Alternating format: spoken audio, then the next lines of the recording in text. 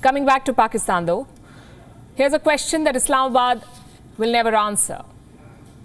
What is happening in Xinjiang? What's happening to the Uighur Muslims or to Muslims in general in China? Imran Khan feigns absolute ignorance every time someone asks him this question. Same with most Islamic leaders, not a squeak from them. They've all chosen China's goods over China's Muslims. They've left the genocide of Xinjiang for others to deal with. And the United States, for all its flaws and mistakes, which we're the first ones to highlight, as you just saw, is constantly at it. Call it compulsion, call it compunction. Whatever be the reason, the US is pushing China on the Xinjiang genocide. It is calling out China for its persecution of Uyghur Muslims.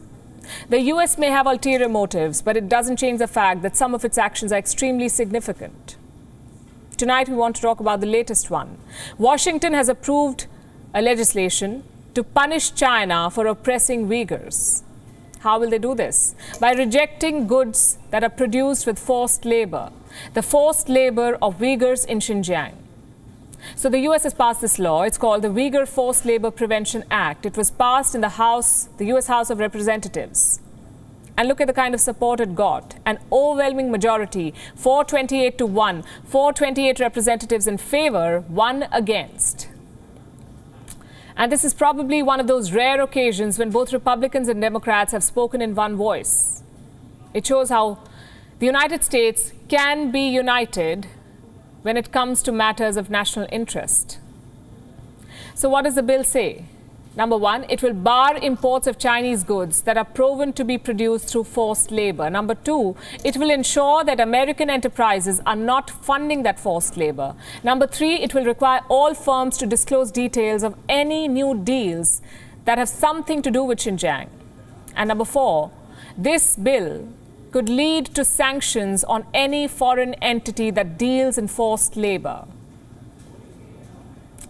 If this bill gets passed in the Senate too, it could spell trouble for a lot of companies, a lot of mainstream brands that have proven to be benefiting from forced labor. Do you know which brands are these? Look at this report. It was published in March 2020 by the Australian Strategic Policy Institute.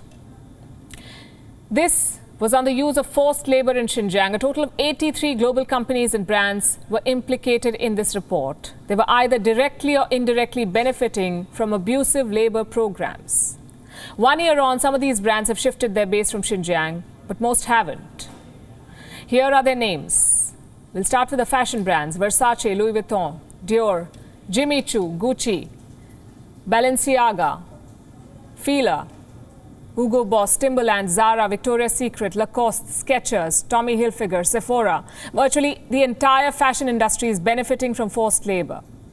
What about the technology sector? There's Acer, Asus, Dell, HP, Lenovo, Microsoft, Oppo, among others. In the auto sector, we have BMW, General Motors, Jaguar, Land Rover, Volkswagen.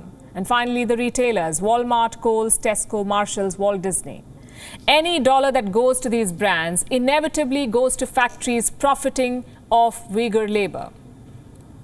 Factories that subject Uyghurs to unimaginable horrors.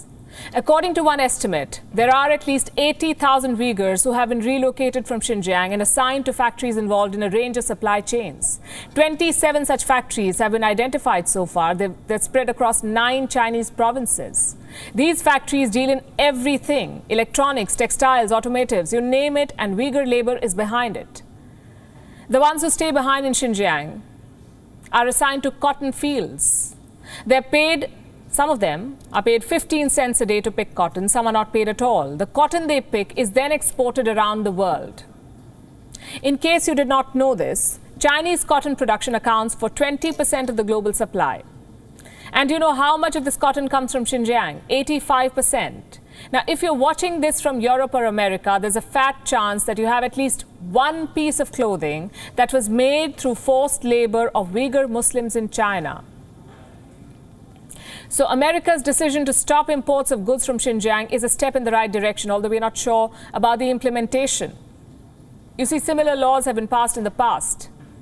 They haven't changed very much. Here's hoping this one is different. WION is now available in your country. Download the app now and get all the news on the move.